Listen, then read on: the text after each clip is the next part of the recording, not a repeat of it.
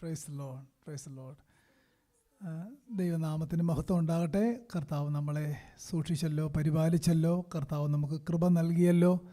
കഴിഞ്ഞ ഒരാഴ്ച എല്ലാവരെയും ദൈവം വിരിക്കപ്പെട്ട ചെറിയനെ മറവിൽ സംരക്ഷിച്ചല്ലോ. കർത്താവിൻ്റെ കൃപയ്ക്കായിട്ടും സ്നേഹത്തിനായിട്ടും ദൈവത്തിന് സ്തോത്രം അർപ്പിക്കുന്നു.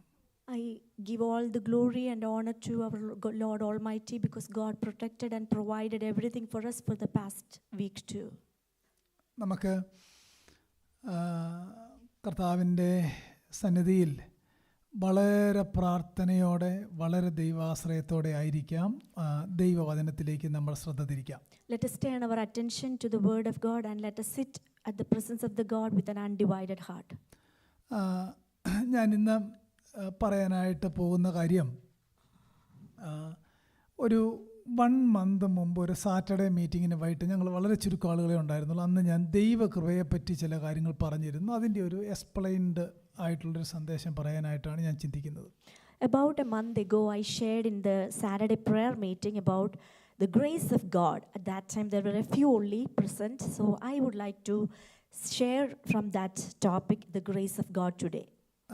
നമുക്ക് ദൈവകൃപ നമ്മളെപ്പോഴും പറയുന്ന ഒരു പ്രയോഗമാണ്.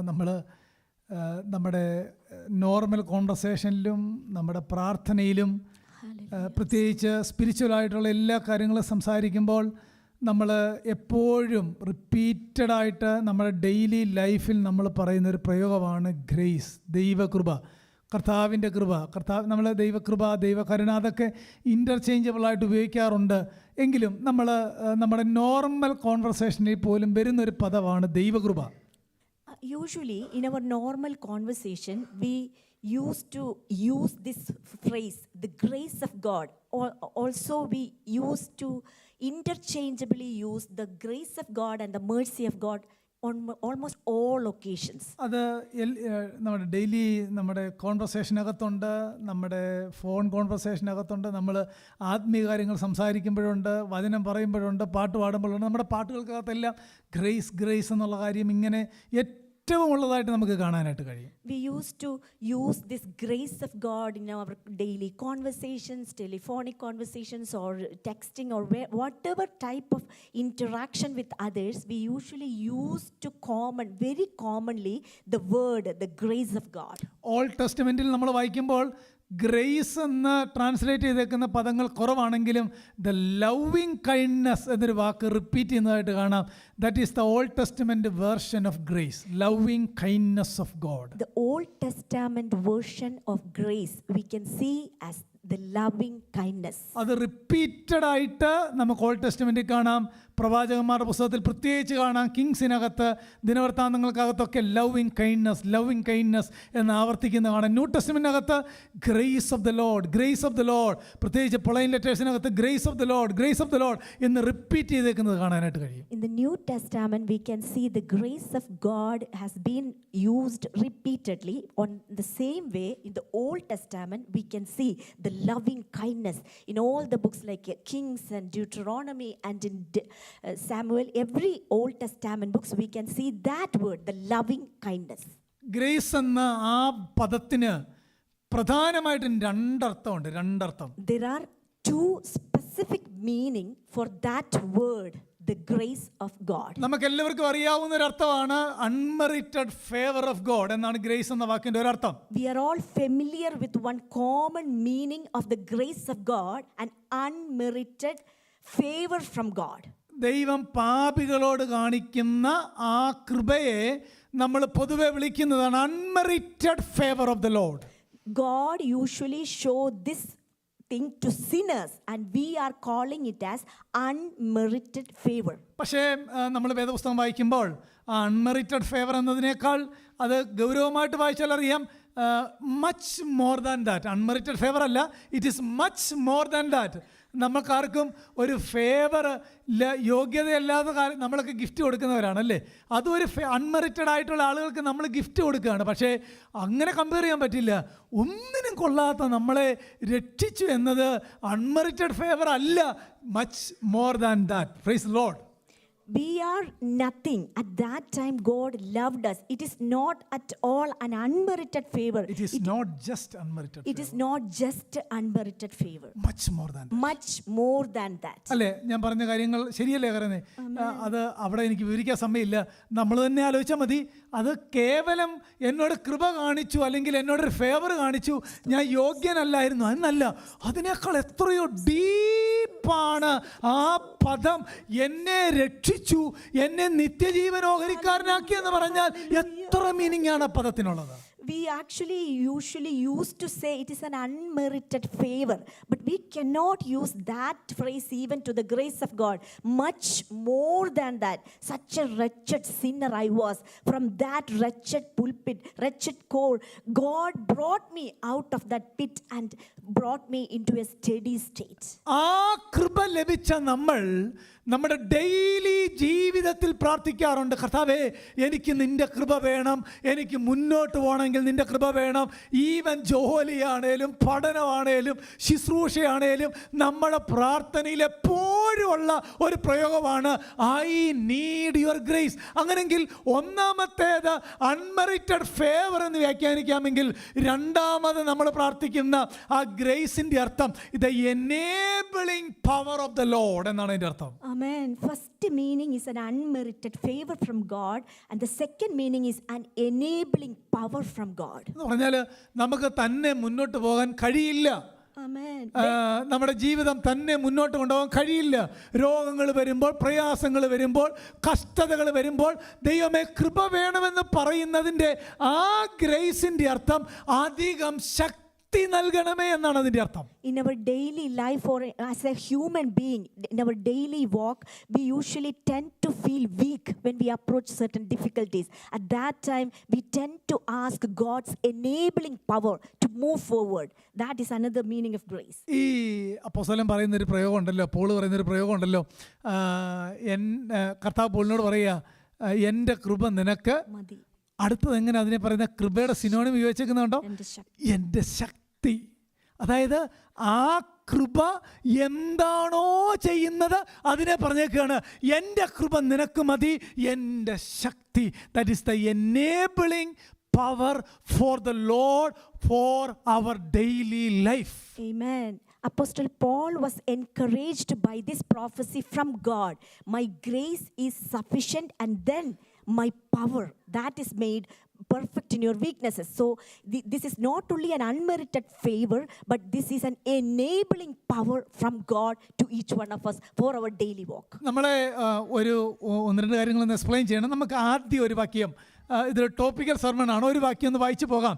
ജോൺ 6:65 വളരെ എക്സ്പ്ലെയിൻ ചെയ്യേണ്ടതാണെങ്കിലും ഞാൻ എക്സ്പ്ലെയിൻ ചെയ്യുന്നില്ല, എങ്കിലും നമുക്ക് ആ വാക്യം നോക്കാം. ജോൺ 6:65 ഇംഗ്ലീഷിനെക്കാട്ടും മലയാളം വളരെ മനോഹരമായിട്ട് എഴുതിയിട്ടുണ്ട്. മലയാളത്തിൽ ഇങ്ങനെ വായിക്കുന്നത്, ഇത് ഹേതുവായിട്ടത്രേ ഞാൻ നിങ്ങളോട് പിതാവ് കൃപ നൽകിയിട്ടല്ലാതെ ആർക്കും എൻ്റെ അടുക്കൽ വരാൻ കഴിയുകയില്ല. രക്ഷയെപ്പറ്റി പറയുന്നൊരു വാക്യമാണ്, പിതാവ് കൃപ നൽകിയിട്ടല്ലാതെ ആർക്കും പിതാവിൻ്റെ അടുക്കൽ വരാൻ കഴിയുകയില്ല എന്നാണ് ആ വാക്യത്തിൻ്റെ അർത്ഥം. There is a verse, a beautiful verse in John chapter 6 verse 65, and he was saying, for this reason I have said to you that no one can come to me unless it has been granted him from the Father. Granted, അതായത് കൃപ ദൈവം grand ചെയ്യാതെ നമുക്കാർക്കും അവൻ്റെ അടുക്കൽ വരാൻ കഴിയില്ല എന്ന് പറഞ്ഞാണ് ഒരുവൻ്റെ ക്രിസ്ത്യൻ ലൈഫിൻ്റെ ആരംഭം തന്നെ. The beginning of a person's Christian life is, we can see, that's a granted favor from God.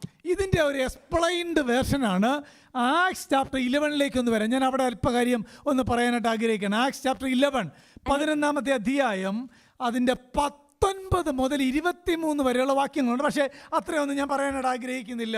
Acts 11:23 മാത്രം നിങ്ങൾ നോക്കിയേ, ഇവിടെ എഴുതിയേക്കുന്നത് ഞാനൊന്ന് വായിച്ചു കേൾപ്പിക്കാം. അവൻ ചെന്ന്, ബർന്നബാസിൻ്റെ കാര്യമാണ് പറയുന്നത്, ബർന്നബാസ് ചെന്ന് ദൈവ കൃപ കണ്ട് സന്തോഷിച്ചു എന്നാണ് വായിക്കുന്നത്. നിങ്ങൾ വാക്യം കണ്ടോ? We can see in the book of Acts an explanation I am saying from Acts chapter 11 verse 23.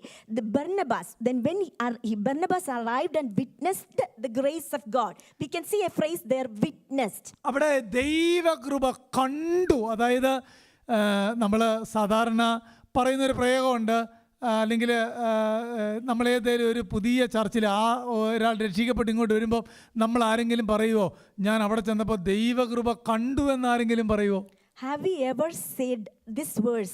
When we go to a church, we have seen the grace of God? അങ്ങനല്ല. ഒരാൾ പുതുതായിട്ട് രക്ഷയിലേക്ക് വന്നു, രക്ഷിക്കപ്പെട്ടു. നമ്മൾ സാധാരണ പറയുന്നത് എന്താണ്? ഞങ്ങൾ അങ്ങനെ രക്ഷിക്കപ്പെട്ടവരെ കണ്ടെന്നാണ് പറയുന്നത്, അല്ലേ? രക്ഷിക്കപ്പെട്ടവരെ കണ്ടു, അങ്ങനെയാണ് പറയുന്നത്. പക്ഷേ ആ വാക്യത്തിനകത്ത് പറയുന്ന പ്രയോഗം കണ്ടോ? ദൈവകൃപ കണ്ടു. When we see a born again person, have we ever said we have seen the grace of God?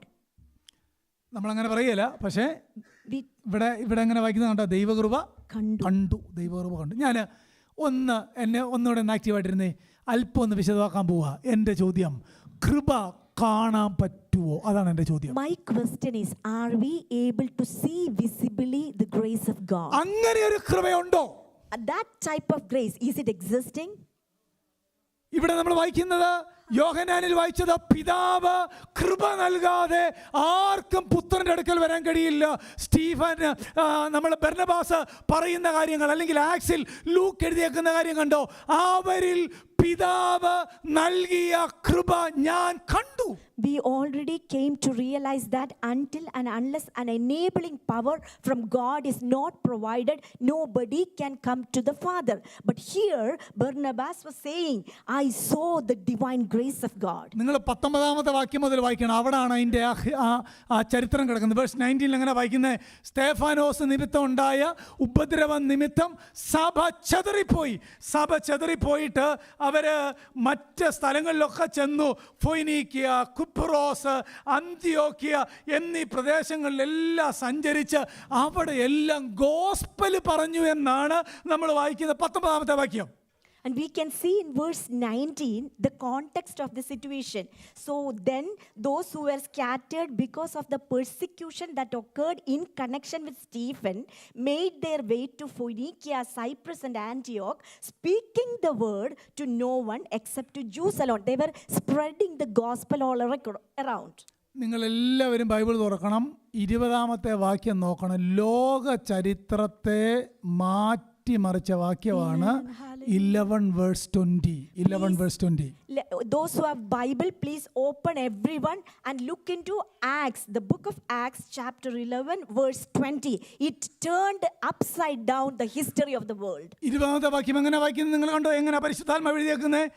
അവരിൽ ചിലർ കുപ്രോസുകാരും കുറേനക്കാരുമായിരുന്നു. അടുത്തത്, അവർ അന്ത്യോക്യയിൽ എത്തിയ ശേഷം യവനന്മാരോടും കർത്താവായ യേശു ക്രിസ്തുവിനെ കുറിച്ചുള്ള സുവിശേഷം അറിയിച്ചു. ഞാൻ അത് വിവരിക്കുന്നു, വായിച്ചേ. But there were some of them, men of Cyprus and Cyrene, who came to Antioch and began speaking to the Greeks also, preaching the Lord Jesus. നിങ്ങൾ ഓർത്ത് കാണാം, അതിനകത്ത് തന്നെ ഇത്ര വലിയ കാര്യം ആ വാക്യത്തിനകത്ത് വായിച്ചിട്ട് എന്തെങ്കിലും തോന്നിയോ?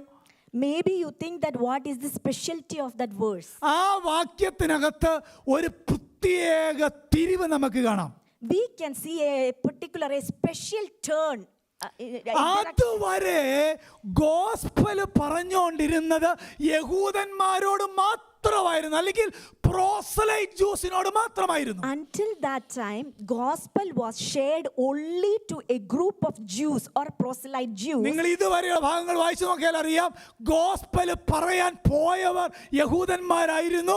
അവർ ഗോസ്പൽ പറഞ്ഞത് ഒരു പട്ടണത്തിൽ ചെന്നാൽ അവിടുത്തെ യഹൂദന്മാരോട് മാത്രമായിരുന്നു, അല്ലെങ്കിൽ യഹൂദ മതത്തെ അനുസരിക്കുന്നവരോട് മാത്രമായിരുന്നു. പക്ഷെ ഇവിടെ കണ്ടോ, അവരുടെ ആ മിഷൻ ഫീൽഡ് മാറി അവര് ജാതികളോടും ഗോസ്പൽ പറയാനായിട്ട് തുടങ്ങി.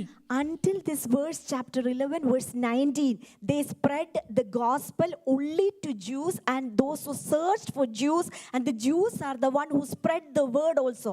But in verse 20, we can see a change in direction of the proclamation of the gospel.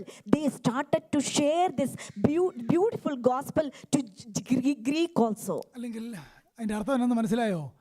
അന്ന് വരെ യഹൂദന്മാർക്കും ജാതികളും ദൈവരാജ്യത്തിൻ്റെ ഭാഗമാണ് എന്ന കാര്യം ബോധ്യം നല്ലപോലെ വന്നിട്ടില്ലായിരുന്നു. പക്ഷേ ആ വാക്യത്തിനകത്ത് തൊട്ടാണ് ഗോസ്പൽ യൂണിവേഴ്സലായി എല്ലായിടത്തും പറയാൻ തുടങ്ങിയത്. അതിനെപ്പറ്റിയാണ് ബർന്നബാസ് ഇവിടെ പറഞ്ഞേക്കുന്നത്, ഞാൻ അവിടെ ചെന്ന് അവരുടെ കൃപ കണ്ടു. Hallelujah. Until that time, gospel was spread across Jews only. But here we can see gospel was spreading across Greeks also. That is the reason when Barnabas saw this thing, he explained that he rejoiced and I witnessed the grace of God. ഇവര് ജെറുസലേമിലായിരുന്നപ്പോൾ ബർന്നബാസ് കേട്ടു ഇങ്ങനൊരു സംഭവം ഉണ്ടായി. അത് അറിയാനായിട്ട് അന്ത്യോക്യയിൽ ചെന്നപ്പം അവിടുത്തെ സഭയിലെ കൃപ കണ്ടു. When he was in Jerusalem, he heard about this proclamation of the gospel. But when he reached Antioch, he saw the grace of God. രക്ഷിക്കപ്പെട്ടവരെ കണ്ടെന്നല്ല വായിക്കുന്നേ, രക്ഷിക്കപ്പെട്ടവരിലെ കൃപ കണ്ടു. It didn't write in this way, he saw a group of people who are born again. But it has been written, he saw the grace of God. എന്ന് പറഞ്ഞാൽ അർത്ഥം അറിയാമോ? ആ രക്ഷിക്കപ്പെട്ടവരിലുണ്ടായ മാറ്റം കണ്ടു. അവരുടെ ക്യാരക്ടറിലുണ്ടായ മാറ്റം കണ്ടു, അവർക്കുണ്ടായ രൂപാന്തരം കണ്ടു. അതുകൊണ്ട് പ്രിയപ്പെട്ടവരെ, രക്ഷിക്കപ്പെട്ടവരിൽ കൃപ വിസിബിൾ ആകണം. Amen. The real meaning is those who are born again, they are changed completely. They turned 180 degree. So what is the meaning? That means those who are truly born again, there should be a transformation in their lives. അങ്ങനെയെങ്കിൽ grace tangible ആണ്. Amen. If that is so, the grace is a tangible. Grace visible ആണ്. And grace is a visible attribute. Grace observable ആണ്. Grace can be observed. Grace transformative ആണ്. Grace is a transformative. Barnabas പറയാണ്, ഞാൻ അവിടെ ചെന്ന് അവരിൽ വ്യാപരിക്കുന്ന ദൈവ കൃപ കണ്ട് ദൈവത്തെ സ്തുതിച്ചു. Amen. Hallelujah. Barnabas was saying here that I went to Antioch and witnessed the grace of God. ഞാൻ നിങ്ങളോട് ആത്മാർത്ഥത്തോടെ ചോദിക്കട്ടെ, ആ ഗ്രേസ് നമ്മളിൽ വിസിബിൾ ആണോ? Let me ask you very honestly, is that grace of God purely visible in each one of our lives? ആ കൃപയുടെ ഒന്നാമത്തെ പ്രവർത്തനം നമ്മിൽ വ്യാപരിച്ച ദൈവകൃപ ടാഞ്ചബിൾ ആയിരിക്കും, അത് വിസിബിൾ ആയിരിക്കും, അത് ഒബ്സർവബിൾ ആയിരിക്കും, അത് ട്രാൻസ്ഫോർമേറ്റീവ് ആയിരിക്കും. അല്ലാത്തതൊന്നും റിയൽ ഗ്രേസ് വ്യാപരിച്ചിട്ടില്ല എന്നാണ് തിരുവെഴുത്ത് പറയുന്നത്. If we are truly born again, the grace of God will be tangible or observable. That is very clear. Is it true in our lives? പ്രിയപ്പെട്ടവരെ, കൃപ ടാഞ്ചബിൾ ആണെങ്കിൽ അത് ആറ്റിറ്റ്യൂഡിൽ കാണാം, right? If the grace of God is tangible, then that will be reflected in our attitude. അത് നമ്മുടെ ആക്ഷൻസിൽ കാണാം. It will be reflected in our actions. അത് നമ്മുടെ കോൺവെർസേഷനിൽ കാണാം. It will be reflected in our conversation. അത് നമ്മുടെ റെസ്പോൺസിൽ കാണാം. It will be shown in അത് നമ്മളോട് മറ്റുള്ളവരോട് സംസാരിക്കുമ്പോൾ കാണാം. It will be visible when we interact with others. ഇതൊന്നും കാണാൻ പറ്റുന്നില്ലെങ്കിൽ കൃപ കണ്ടു എന്ന് പറയുന്നതിനകത്ത് അർത്ഥമുണ്ടോ? If we are unable to observe any kind of tangible difference, then are we able to see that's a truly a non-generation, like a pure regeneration? ഒരു സന്തോഷവും ഇല്ല. കൃപ ടാഞ്ചബിൾ ആയിരിക്കണം. Grace of God should be tangible. Visible ആയിരിക്കണം. It should be visible. കാണണം. It should be able to see. രണ്ട് രക്ഷിക്കപ്പെട്ടവർ തമ്മിൽ സംസാരിക്കുമ്പോൾ കൃപ കാണണം.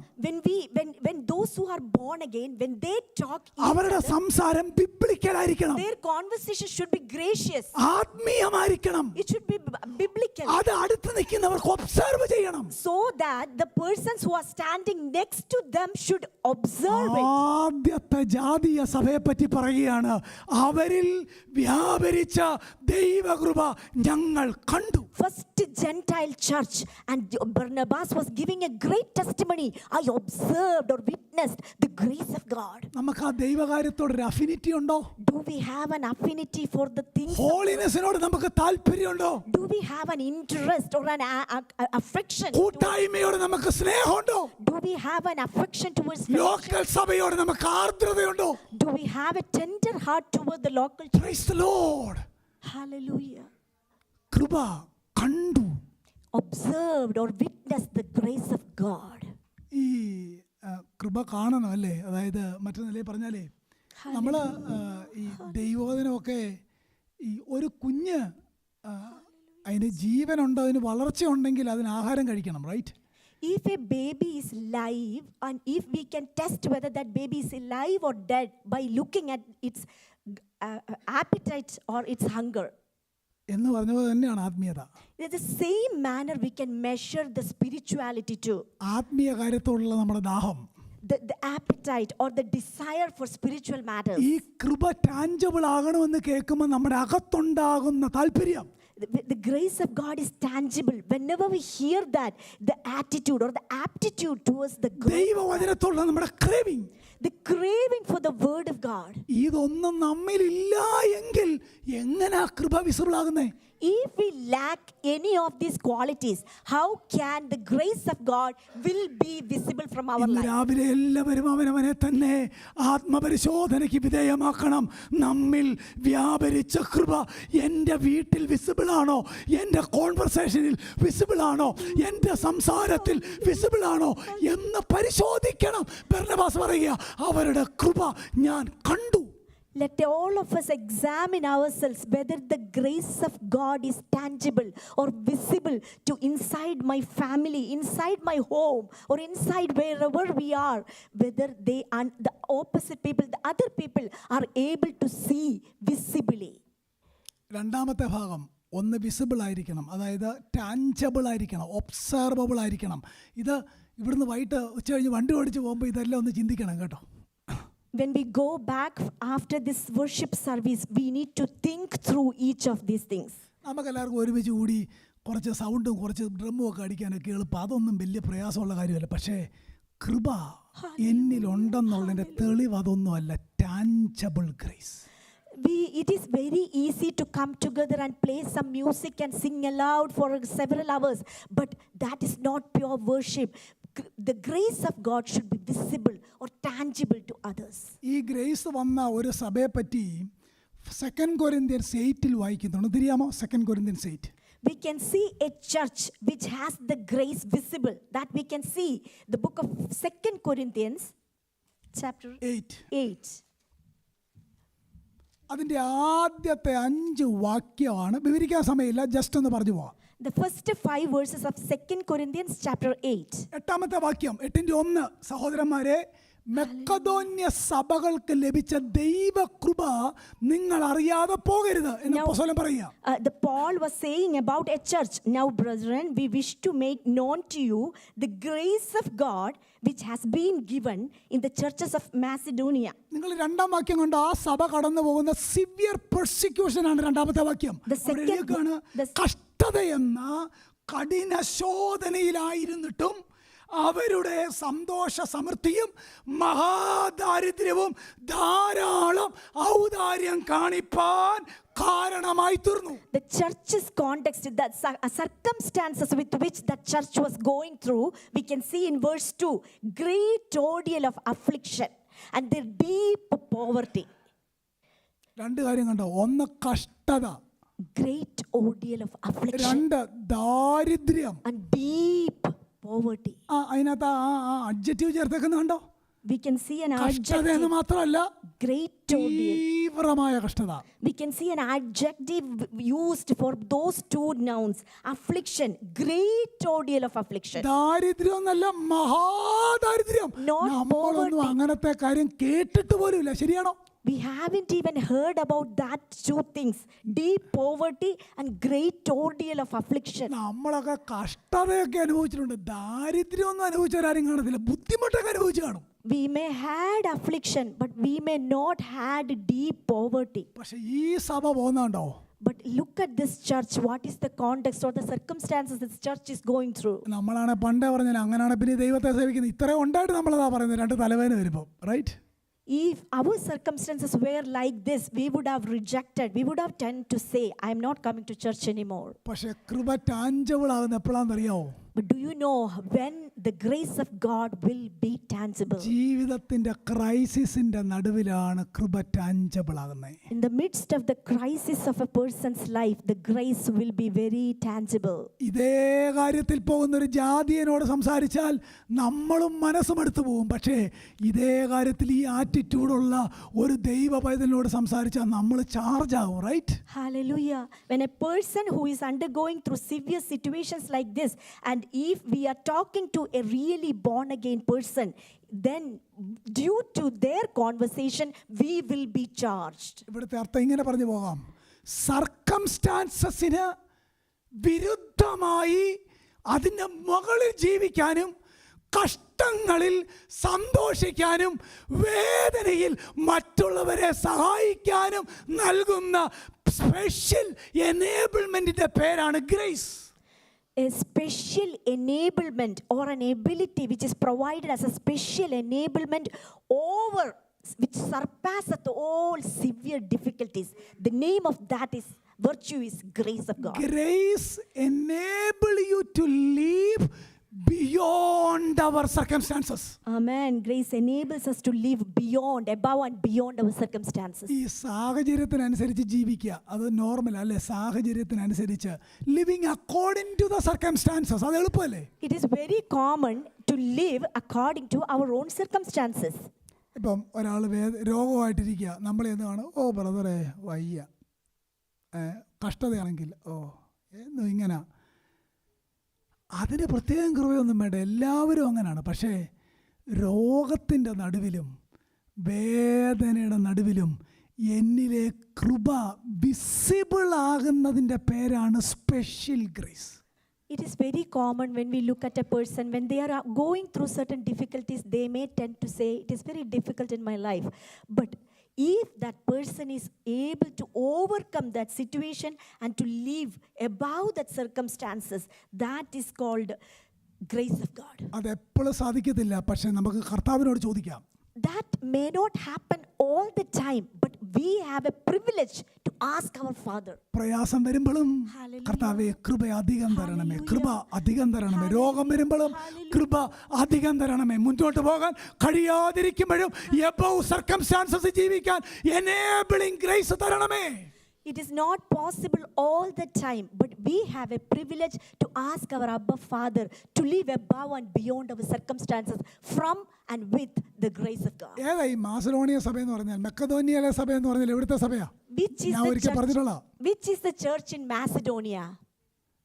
ഫിലിപ്പി, തെസലോനിക്ക, ബെരോവ, ഈ 3 സ്ഥലങ്ങളാണ് മാസിഡോണിയൻ ചർച്ചസ്. മറക്കരുത്. Macedonian churches comprised of Philippi, Thessalonica and Beroea. These 3 things together is called Macedonian church. ഗ്രീസിന്റെ നോർത്തേൺ പാർട്ടിലെ സ്ഥലങ്ങളാണ്, സഭകളാണ് ഇതെല്ലാം. ഗ്രീസിന്റെ northern part, The northern part of Greece, we can see these places. These places. Southern പാർട്ടിലാണ് Corinth. The southern part is the Corinth is located. Corinth എന്ന് പറയുന്നത് എല്ലാം കൊണ്ടും സമ്പൽ സമൃദ്ധിയുള്ള സഭയാണ്. Corinth is wealthy and affluent church on the southern materially part. വളരെ blessed ആണ് അവരെല്ലാവരും. They were materially very blessed. പക്ഷെ നോർത്തിലെ സഭ എന്ന് പറഞ്ഞു കഴിഞ്ഞാൽ വളരെ കഷ്ടമാണ്, അവർക്കൊന്നുമില്ല. But the northern churches, they were under severe poverty and they didn't have anything to share. Praise the Lord എന്ന് പറഞ്ഞാലേ ഡാളസിലെ നമ്മുടെ കൂട്ടായ്മകളും സിയാറ്റിലെ നമ്മുടെ കൂട്ടായ്മകളും ഏതാണ്ടെന്ന് കമ്പയർ ചെയ്ത് നോക്കൂ. let us compare in this geography in United States. One is in the southern part and the western part, Dallas and Seattle. Let us compare. അവിടെ ജിമ്മിന് ഇടയുണ്ടോ എന്ന് നോക്കിയാണ് വിശ്വാസികൾ സഭയിൽ വരുന്നത്. അത് ഞാൻ പറയുന്ന സത്യമാണ്. ജിമ്മിന് ഇടയുണ്ടോ എന്ന് നോക്കിയാണ് ചർച്ച വരുന്നത്. There are certain people who search whether that congregation has a gym, then only I'll go to that church to worship. നമ്മളാണെങ്കിൽ വീട് മേടിക്കുമ്പോൾ യോഗം നടത്താൻ ഇടയുണ്ടോ എന്ന് മാത്രമേ നോക്കാറുള്ളൂ, റൈറ്റ്? അതാ നമ്മൾ അവരുന്നുള്ള വ്യത്യാസം ഞാൻ പറഞ്ഞു വരുന്ന കാര്യം. But when we try to search for a house, we always usually look for whether there is enough place to conduct a prayer meeting. ഇവിടെ നോർത്തിലെ സഭയ്ക്ക് ഒന്നുമില്ല. Here we can see the northern part of Greece. Southern churchിന് എല്ലാം ഉണ്ട്. But the southern part church is wealthy and richly affluent. പക്ഷെ കർത്താവ് നോക്കിയപ്പോൾ എന്നാ കണ്ടെന്നറിയോ? But when Lord Jesus Christ looked at those churches, അവർക്കില്ലാത്ത ആ സ്പെഷ്യൽ ഗ്രേസ് നിങ്ങൾക്കുണ്ട്. the Lord Jesus saw a special privilege or a grace of God in this northern part of these churches. Praise the Lord. Hallelujah. അങ്ങനെ പ്രിയപ്പെട്ടവരെ, ദൈവകൃപ tangible ആകുന്ന കണ്ടോ? We can see the grace of God is being tangible. അവർ അനേകരെ help ചെയ്യണം. അടുത്ത വാക്യം നോക്കിയേ. ഒന്നുമില്ലാത്ത സഭ. മൂന്നാം വാക്യം, വിശുദ്ധന്മാരുടെ സഹായത്തിനുള്ള ധർമ്മവും കൂട്ടായ്മയും സംബന്ധിച്ച് അവർ വളരെ താല്പര്യത്തോടെ ഞങ്ങളോട് അപേക്ഷിച്ചു. We can see in verse onwards, they are under poverty, but they were helping beyond their ability and they gave their own accord. എന്ന് പറഞ്ഞാൽ ഇവിടെ ജെറുസലേമിലെ സഭയ്ക്ക് ഫുഡ് പോലും ഇല്ലാതിരിക്കുകയാണ്. The church in Jerusalem, they didn't even have anything to eat. അന്നേരം തീത്തോസ് ഒരു contribution നടത്തി. At that time, Titus did a contribution. എന്നിട്ട് എല്ലാവരോടും പറഞ്ഞു, നിങ്ങൾക്കുള്ളത് തരണം, അവിടെ കൊണ്ടുപോയി കൊടുക്കണം. And Titus encouraged all churches, please provide whatever you have so that I can take this and distribute to them. അങ്ങനെ അവർ ലിസ്റ്റ് ഉണ്ടാക്കി. കൊരിന്തി ചെല്ലുമ്പം പറയണം, അല്ലെങ്കിൽ ഇന്ന സ്ഥലങ്ങളിൽ ചെല്ലുമ്പം പറയണം. ഇങ്ങനെ പല ലിസ്റ്റ് ഉണ്ടാക്കിയപ്പോൾ ആ ലിസ്റ്റിനകത്ത് Macedonia സഭകളില്ല. They put a list to collect some money to distribute this money to the other church. At that time, in that list, these Macedonian churches were absent ഇവർക്കില്ല ഒന്നും. because they were under severe poverty. നമ്മൾ നോക്കുമ്പോൾ ആ വാക്യം വായിച്ചോ, ഇവരങ്ങോട്ട് പറയുകയാണ്, ഇങ്ങനൊരു സംഭവം ഉണ്ടെന്ന് ഞങ്ങൾക്കറിയാം, ഞങ്ങളുടെ അല്പം ഉണ്ട്, നിങ്ങളത് കൊണ്ടുപോകണം.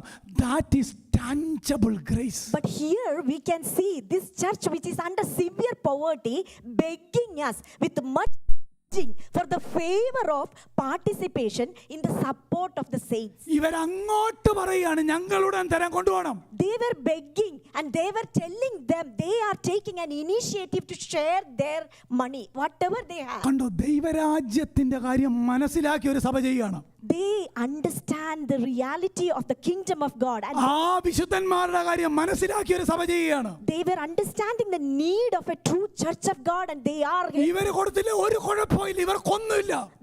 If they didn't share their own, it doesn't matter at all because they are under severe poverty. പക്ഷെ അവരുടെ കൃപ വെളിയിലേക്ക് വരുന്നുണ്ടോ? But the visible grace or the tangible grace, it is overflowing. ഞാൻ ഈ വേദഭാഗം വായിച്ചപ്പോൾ എന്നെ തന്നെ ഒന്ന് കുറ്റം വിധിച്ചു. When I was reading through these verses, I condemned myself. ഞാൻ എന്നോട് തന്നെ ചോദിച്ചു, ഞാൻ എത്ര സമയം അറിഞ്ഞ് ചെയ്യുന്നുണ്ട് ദൈവരാജ്യത്തിന് വേണ്ടി? I asked myself how much time I knowingly spent my time for the kingdom of God. പലപ്പോഴും ചെയ്യുന്നത് മറ്റുള്ളവർ പറഞ്ഞിട്ട് ഒഴിയാൻ കഴിയാതെ വരുമ്പോഴാണ് ചെയ്യുന്നത്, right? Many times we tend to please others, or since we are unable to save from the word which we promise to others, that's the reason we do certain things. പ്രത്യേകിച്ച് നമ്മളെ അറിയാവുന്നവർ പറയുക, അവിടെ $100 കൊടുക്കണമെന്ന് പറഞ്ഞാൽ കൊടുക്കാതിരിക്കാൻ പറ്റിയാൽ നമ്മൾ എന്ത് ചെയ്യും? When certain people asked or requested some money from us, since they asked, we are tending to share some money with them. പക്ഷെ ഇവിടുത്തെ പ്രയോഗം കണ്ടോ, അവരങ്ങോട്ട് റിക്വസ്റ്റ് ചെയ്യാണ്, ഞങ്ങളുടെ തന്നെ കൊണ്ടുപോകാമെന്ന്. But here we can see a very different tangible or visible grace. They are begging, if we share our part, are you able to share that to that church? ആ ചർച്ചിനെ പറ്റി ആത്മാവ് പറയുന്നത് കേട്ടോ, മക്കതോന്യ സഭകൾക്ക് ലഭിച്ച ദൈവകൃപ നിങ്ങൾ അറിയാതെ പോകരുത്.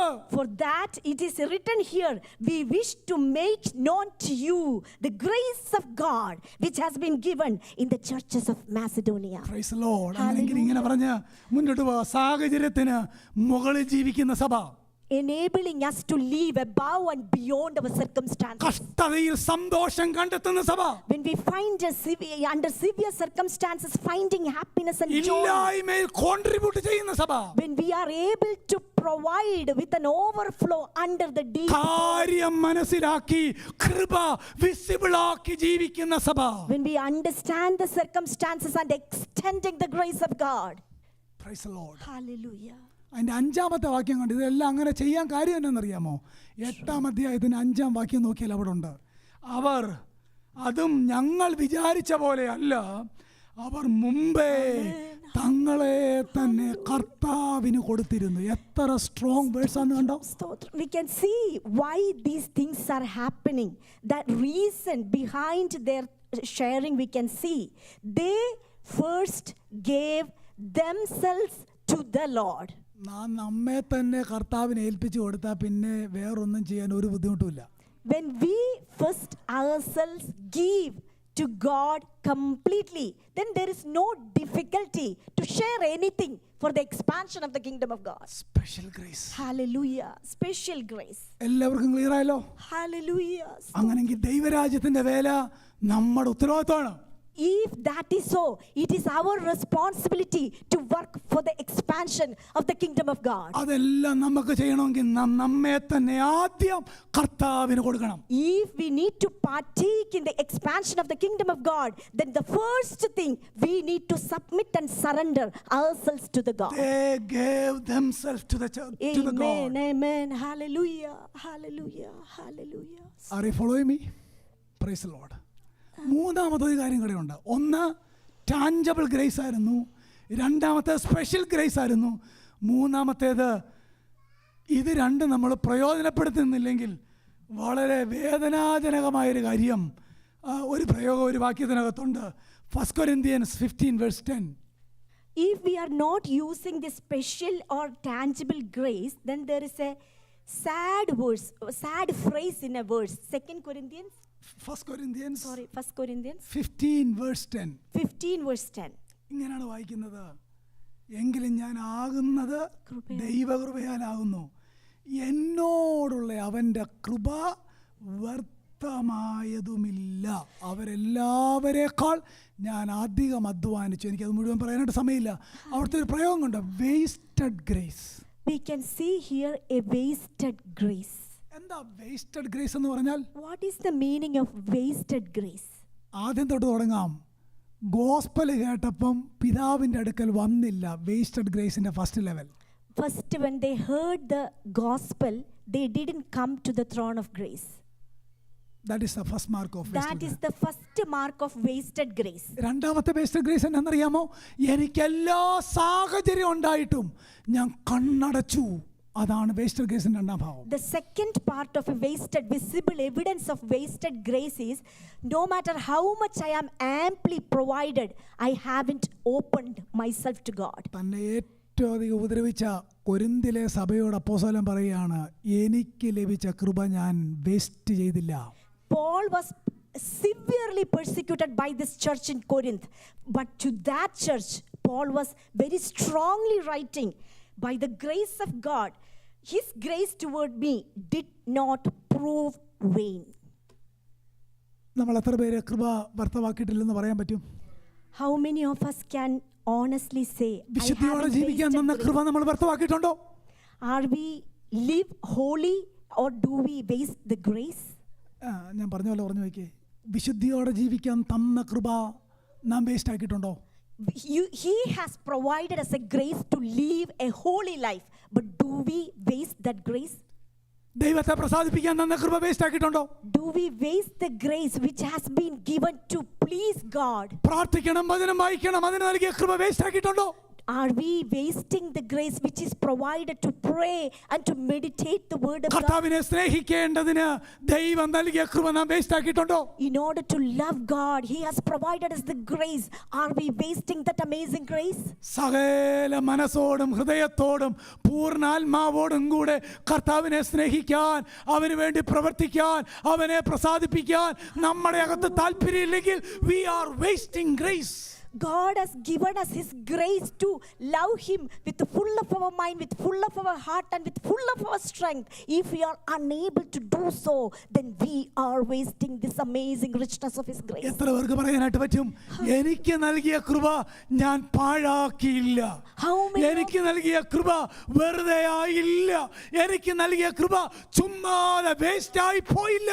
How many of us can say honestly and strongly, the grace which is shown on me, it's not in vain? കൃപ തന്നപ്പോൾ ദൈവത്തിന് എന്നെ പറ്റി ഒരു പർപ്പസ് ഉണ്ടായിരുന്നു. എത്ര പേർക്ക് പറയാൻ പറ്റും, ഞാൻ അത് waste ആക്കിയില്ല? When God has shown His amazing grace to each one of us, there is a special purpose for each individual. എന്നെ ദൈവേഷ്ടപ്രകാരമാക്കാൻ കൃപ നൽകി, പക്ഷേ ആ കൃപ ഞാൻ പ്രയോജനപ്പെടുത്തിയോ? In order to make me strong in the love of God, God has shown His abundant grace, but did we make it vain? അതോ അത് പാഴാക്കി കളഞ്ഞോ? Are we using or are we അതോ wasting? അതിനെ ലീസ്റ്റ് വണ്ണായിട്ട് കണ്ടോ? Or are we observing it as the least വെറും important? ജാതികളെ പോലെയാണോ ഞാനും? Are we living like a Gentile? അങ്ങനെയെങ്കിൽ നമുക്ക് പറയേണ്ടി വരും, I wasted your providence law. Hallelujah. If that is so, we also need to say, I wasted this amazing grace. Paul പറഞ്ഞ വാക്കിന്റെ അർത്ഥം മനസ്സിലായോ? എന്നോട് കാണിച്ച കൃപ ഞാൻ വൃഥാവാക്കിയില്ല. Paul is here strongly affirming that the grace which is shown to me, I did not prove it vain. സ്തോത്രം. Praise the Lord. Praise the Lord. Hallelujah. അകത്തൊരു വേദനയൊക്കെ ഉണ്ടായി പോണം.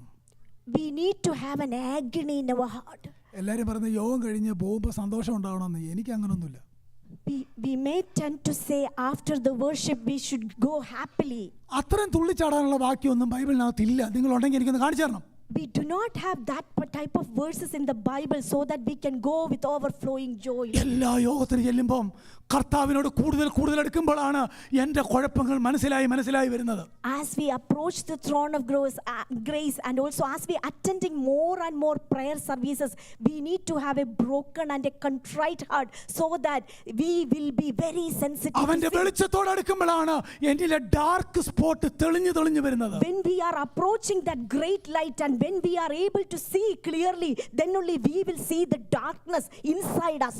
എന്നിട്ട് നമുക്ക് ഒടുവിൽ പറയണം, ഞാനും കൃപ വ്യർത്ഥമാക്കിയില്ല. Then we are also able to say, I did not prove vain the grace which is shown on me. ലഭിച്ച കൃപ പ്രയോജനപ്പെടുത്താത്തത് ഏറ്റവും ദുഃഖകരമായ കാര്യമാണ് കേട്ടോ. The most tragedy is if you are provided with this amazing grace and if you are wasting, that is the most agony in one of His. തിരുവചനത്തിനകത്ത് 3 പ്രയോഗമുണ്ട്. Saving grace ഒരർത്ഥമാണ് saving grace. There are 3 phrases in the book of scripture. One is mentioned as saving grace. രണ്ടാമത്തെ ഒരു പ്രയോഗമുണ്ട്, അത് അങ്ങനെ തന്നെ ഇല്ല, സാന്റിഫൈയിങ് grace. And another term which is used as sanctifying grace. മൂന്നാമതൊരു പ്രയോഗമുണ്ട്, വരാനുള്ള കൃപ, the coming grace. And the third phrase is the oncoming or upcoming grace. ഏറ്റവും ഒടുവിലായിട്ട് എഫെസ്യർ 1:6 അതിമനോഹരമായ ഒരു പ്രയോഗമുണ്ട്, തൻ്റെ കൃപാമഹത്വത്തിൻ്റെ പുകഴ്ചയ്ക്കായി. Unfathomable richness of His glory. നമ്മളെ തെരഞ്ഞെടുത്തത്, നമ്മളെ രക്ഷിച്ചത്, കൃപ തന്നത്, ഒടുവിൽ നിത്യത മുഴുവൻ നാം പറയണം, അവൻ്റെ കൃപ നിത്യത മുഴുവൻ ഞാൻ പുകഴ്ത്തണം, എന്നെ രക്ഷിച്ചതിന് സ്തോത്രം. Amen. So that we will be able to give all the glory and honor to God forever and ever for this unfathomable riches of Christ. കൃപയാരും വ്യർത്ഥമാക്കല്ല. We should not vain this grace of God. നമ്മുടെ സംസാരത്തിൽ കൃപയുള്ളതായിരിക്കണം. In our conversation should be gracious. രക്ഷിക്കപ്പെടാത്ത ഒരാൾ പറയുന്ന ഒരു വാക്ക് പോലും നമ്മൾ പറയരുത്. Those who are not truly born again, please do not use any of the vocabulary from his dictionary. വരണമെങ്കിൽ അകത്തുനിന്ന് വന്ന ഹൃദയത്തിന് വേദന ഉണ്ടാവണം, പറയരുത്. Amen. Whenever there is a word comes as out of the like ungraceful talk, then we should be broken. രക്ഷിക്കപ്പെടാത്തവൻ പാടുന്ന പാട്ട് ദൈവമക്കൾ പാടരുത്. Those who are not truly born again, whatever they sing, a born again person should not sing that song. നമ്മൾ separated ആണ്. We are separated generation. അവരുടെ കൃപ ഞാൻ കണ്ടു എന്നാണ്. I saw the grace of God. Amen. Amen. Special grace. special grace. Waste ആക്കരുത്. We should never waste this special നമുക്കും grace. പറയണം, We നമുക്കും also പറയണം, need to say, എനിക്ക് ലഭിച്ച കൃപ ഞാൻ വ്യർത്ഥമാക്കിയില്ല, ഞാൻ പൂർണ്ണ ഹൃദയത്തോടെ അങ്ങയെ സ്നേഹിക്കുന്ന കർത്താവേ. I haven't wasted the grace which has shone on me. I am, with all of my heart, I am worshipping you. നിത്യത മുഴുവൻ നമുക്ക് പാടണം തന്റെ കൃപാമഹത്വത്തിന്റെ പുകഴ്ച, തന്റെ കൃപാമഹത്വത്തിന്റെ പുകഴ്ച. Eternally, forever and ever, we all need to sing for his unfathomable riches of his amazing grace. Amen, amen, amen. കരവർദ്ധന hallelujah പറയാം. Praise the Lord, praise the Lord, praise the Lord. കർത്താവ് സഹായിക്കട്ടെ. ടെസ്റ്റിമണി പറയാനുള്ള സമയം